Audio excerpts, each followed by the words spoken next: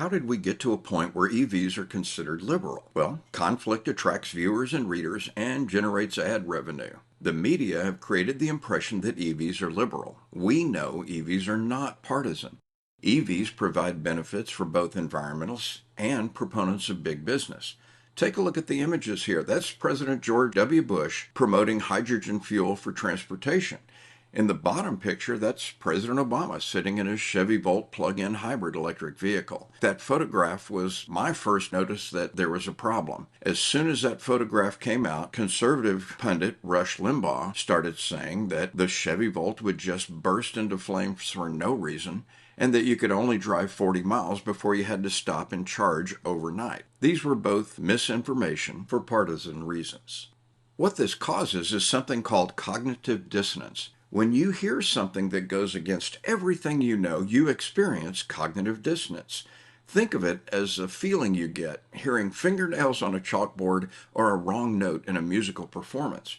To the person experiencing it, it is almost painful mentally. It is caused by misinformation which was meant to instill fear, uncertainty, or doubt, otherwise known as FUD, in the mind of the audience.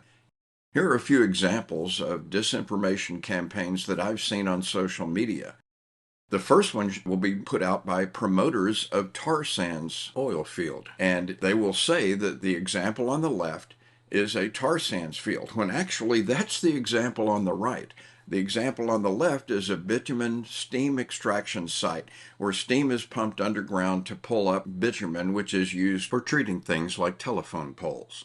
They'll show this giant strip mine and ask EV drivers how they feel about their cars, since this is supposed to be a lithium mine. It's actually the world's largest copper mine.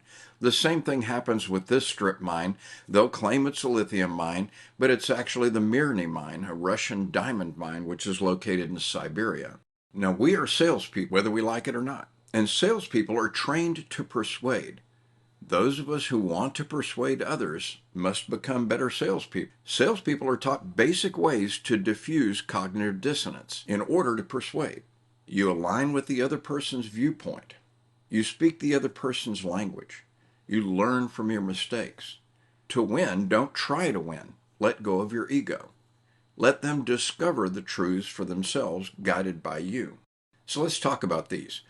EV adoption is entering the green zone where adoption accelerates rapidly. This happens when potential buyers have access to friends, coworkers, and neighbors whose opinions they trust. That will diffuse all the disinformation is out there when they can actually talk to people that have experience that they need for their own information. Internationally, in the case of EVs, this seems to be when the annual percentage of vehicles purchases that are plug-in vehicles reaches 5%. In the U.S. in 2022, EV sales hit 6% of all non-commercial vehicle sales. This is how the end of dissonance looks. And we've gone over this before, so I'm going to be pretty quick here. Zero EV knowledge in the United States means that 40% of the people are likely to say they'll never buy an EV. If the buyer sees one in their neighborhood, only 22% of buyers would never consider buying an EV.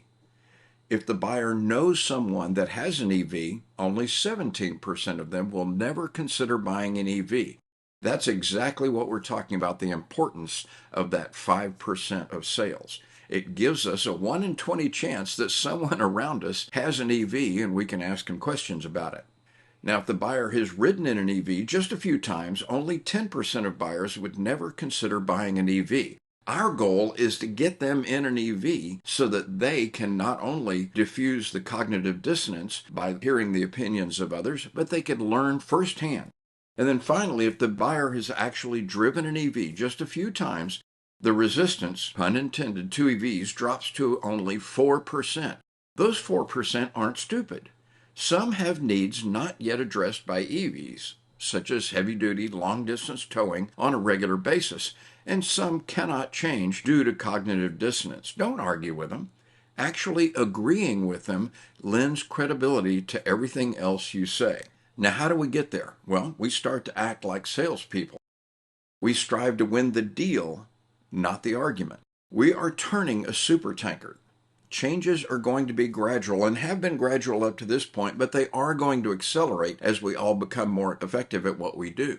Be satisfied with small moves that can result in big changes. Probe to find the bias of the listener.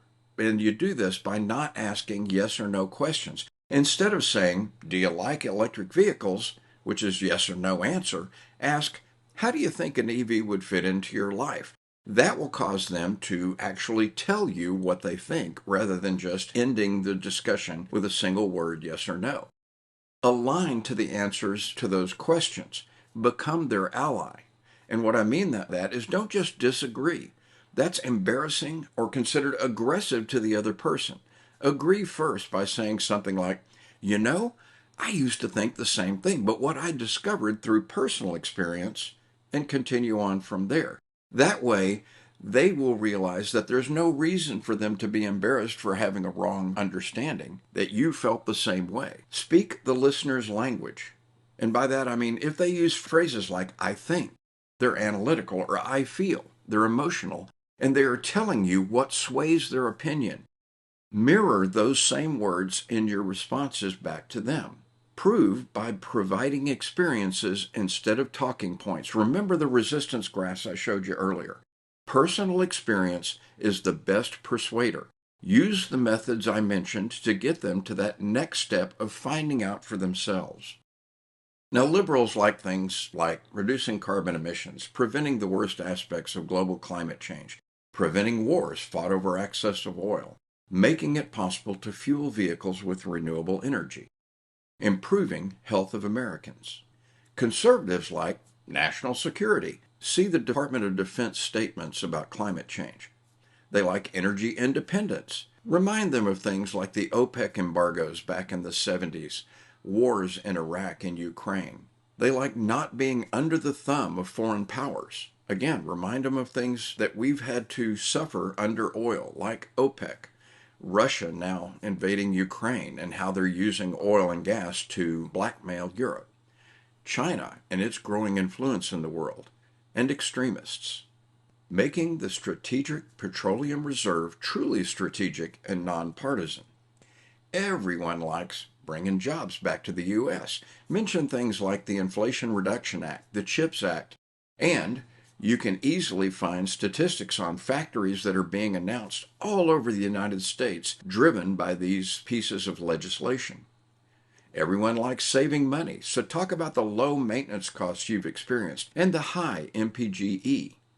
Everyone likes vehicle performance, so talk about acceleration, handling, visceral things like sound or the lack of it. You might mention, if they really like the sound of a V8, that the Hellcat EV and a few others out there make the sounds of their gasoline-powered brethren. Comfort.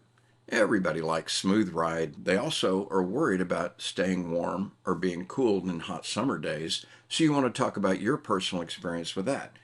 Everybody likes safety. EVs are built like tanks, and we need to let people know that. You might mention the recent fall of a Tesla off of a 250-foot cliff with a family of 4 on board. Nobody was injured. And finally, everybody likes convenience and personal safety. There's nothing more convenient and guaranteeing your personal safety like refueling at home instead of out at some public location like a gas station. Remember, it's not about you, it's about our shared future, so take your ego out of it. And always remember the Monty Python "I'm here for an argument" sketch. It'll help you remember not to fall into that trap.